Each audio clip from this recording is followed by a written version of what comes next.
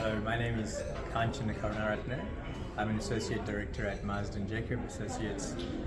We're a small consulting firm based in Australia. I'm a Sri Lankan citizen who is an Associate Director in that firm.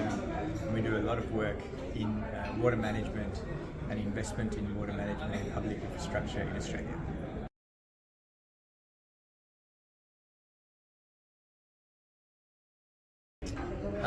Look, I think the current work they're doing is fantastic and a great help in pushing the water agenda forward. One of the things that I think broadly that really assists community developing the infrastructure and the operational elements of water infrastructure is trying to understand what we call levels of service, which is to say, particularly in a developing country, not every community may have the same level of service or access to the same level, say a city versus a country.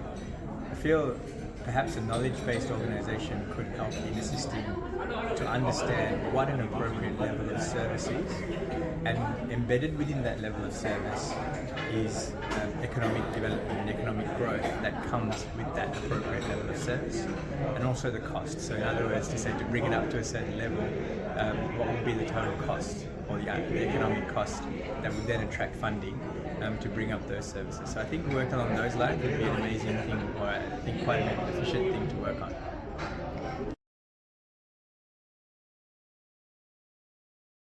I think certainly education and training, and enabling the local community and local operating agencies to really adopt and take ownership of the infrastructure. So I think one of the things that we find, there are almost two things. One is to sort of invest in bringing infrastructure up to a certain appropriate level, and then the second is to make sure that the appropriate governance arrangements are set in place to ensure that there is a sustainable operation and management of those assets that are essentially like water is a long-lived asset. You're looking at sort of 100-year increment is a reasonable increment to look at for water infrastructure.